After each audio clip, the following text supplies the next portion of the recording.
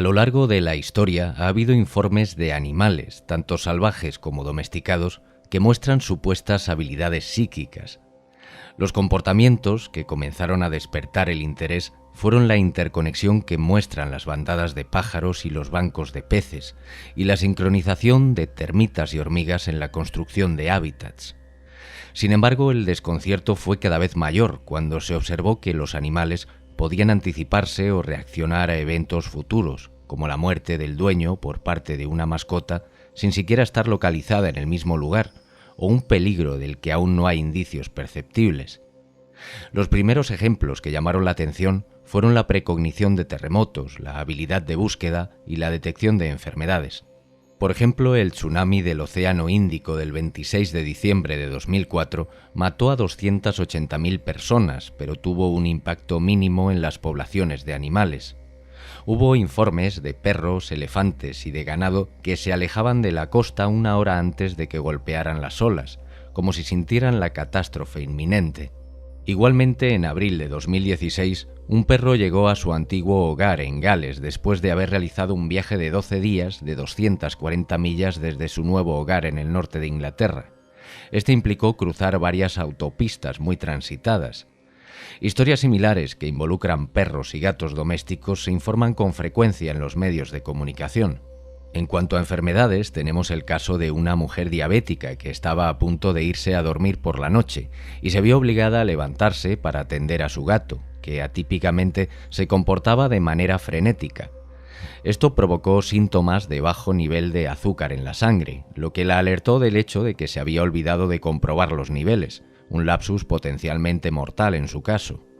Una vez más, a veces se informan casos similares de comportamiento inusual de mascotas en relación con dueños gravemente enfermos o con dolencias crónicas que requieren de actuación inmediata.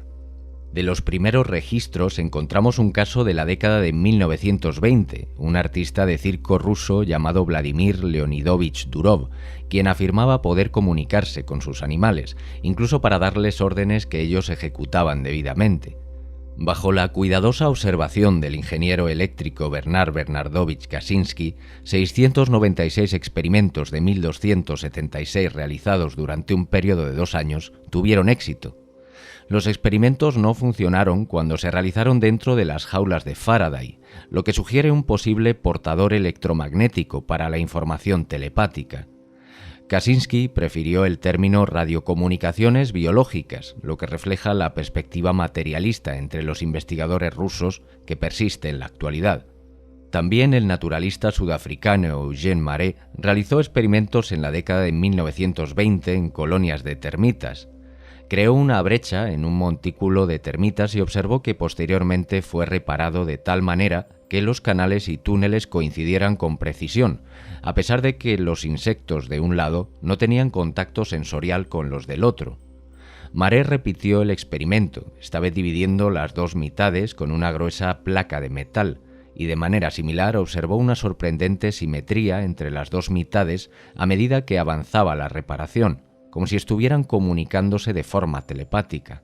Igualmente, el entrenador de caballos británico Henry Blake llevó a cabo experimentos durante un periodo de 40 años desde la década de 1930, probando su corazonada de que los caballos que estaban unidos, y especialmente los que son hermanos, comparten una conexión telepática de alguna manera.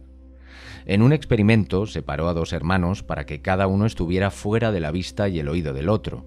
Luego alimentó a uno de ellos en un momento fuera del horario habitual de alimentación. En 21 de 24 ensayos, el otro se agitó y exigió la comida. En otros experimentos, la alimentación fue reemplazada por el ejercicio, provocando signos de activación en el caballo que no estaba siendo ejercitado. Igualmente, mimar a un caballo con golosinas hizo que el otro mostrara un comportamiento que sugería celos. En un total de 119 experimentos, 81, el 68%, dieron indicaciones positivas de conexión telepática. Por otro lado, el trabajo de J.B. Rhine y sus asociados en la Universidad de Duke en la década de 1930 se centró principalmente en la percepción extrasensorial en humanos. Sin embargo, también llevaron a cabo extensos estudios sobre el supuesto comportamiento psíquico en animales, identificando 5 categorías. reacción al peligro inminente para sí mismo o para su propietario, reacción de la muerte del propietario a distancia, anticipación del regreso del propietario, rastreo, o encontrar al propietario en un terreno desconocido o en una ubicación previamente desconocida para el animal. De estos, el rastreo fue el más convincente desde el punto de vista probatorio, teniendo en cuenta la confiabilidad del testigo y la identificación positiva del animal, por la deformidad, la cicatriz o la placa de identificación. Durante varios años se encontraron 54 casos de gatos, perros y pájaros que cumplían a rajatabla con estos criterios. También en 1969, los investigadores franceses Duval y Montredon informaron resultados muy significativos en apoyo de la precognición en ratones. Los ratones se colocaron en una jaula, de la cual la mitad se electrificó en momentos aleatorios. El objetivo era determinar si los ratones podrían anticipar la electrificación con anticipación y evitar molestias moviéndose a un área segura. Esto sucedió 359 de 612 veces, 53 más que la expectativa del azar. Intrigado por estos datos, Ryan le pidió a un asociado, Walter Levi, que intentara replicar el experimento. Levi lo hizo y obtuvo resultados altamente significativos con este y otros protocolos que involucran huevos de gallina y jerbos, intentando influir en un generador de números aleatorios.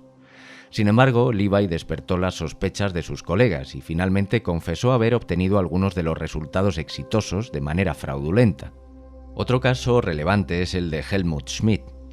El señor Schmidt llevó a cabo 2 estudios con animales y formas de vida inferiores, utilizando estímulos agradables o desagradables para provocar un posible efecto psicoquinético.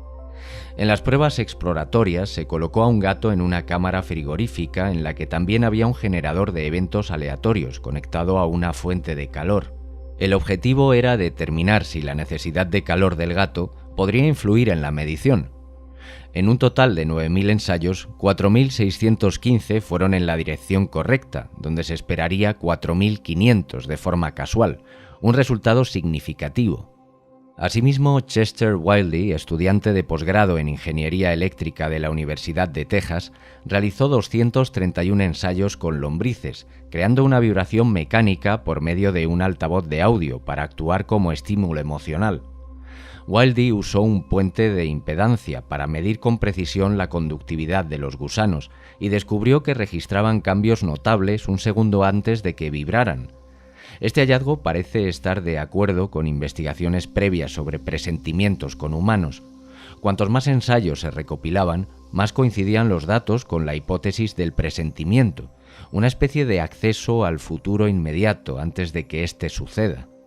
También Rupert Sheldrake se ha referido al comportamiento animal para apoyar su teoría de lo que llama resonancia mórfica, un proceso en el que los sistemas autoorganizados, biológicos e inorgánicos, adquieren una memoria del comportamiento de procesos y organismos que existían antes. A través de esta teoría, cada forma de vida individual hereda una memoria colectiva de miembros anteriores de la especie y contribuye con ello a la evolución de la memoria, afectando así a otros miembros de la especie en el futuro. Los ejemplos potenciales de esto incluyen la capacidad de las comunidades de termitas para construir estructuras similares de forma independiente, y también las aves que se congregan casi al unísono. Sheldrake cita un ejemplo de una investigación convencional en la que se prueba la capacidad de las ratas para escapar de un tanque de agua, ya sea a través de una pasarela iluminada que produce una descarga eléctrica o a través de una que no produce dolor pero que no está iluminada. Durante generaciones de ratas sucesivas, estas aprenden a escapar de la ruta sin dolor en tiempos mucho más rápidos. Significativamente, el aprendizaje parece existir entre las ratas en lotes independientes, como si accedieran a él desde experiencias ancestrales en lo que llama el campo mórfico. En palabras simples, la hipótesis más plausible es que los animales accedan a esta información no a través de la experiencia registrada en su cerebro, sino a través del acceso a un campo de información que se encontraría más allá de los propios cuerpos físicos. En sus investigaciones también está el caso de Nkisi, un loro gris africano al que se le había enseñado un amplio vocabulario de palabras en inglés. Decía su dueño que vocalizaba de forma rutinaria pensamientos no declarados en su mente. Para probar esto, Sheldrake separó al loro y al dueño en habitaciones en diferentes pisos, impidiendo con ello el contacto sensorial entre los dos. Durante las pruebas de 2 minutos en las que ambos fueron filmados continuamente, el propietario se concentró en una imagen elegida al azar mientras se grababan las vocalizaciones del loro. Después de 149 análisis, las grabaciones fueron transcritas y entregadas a 3 jueces independientes.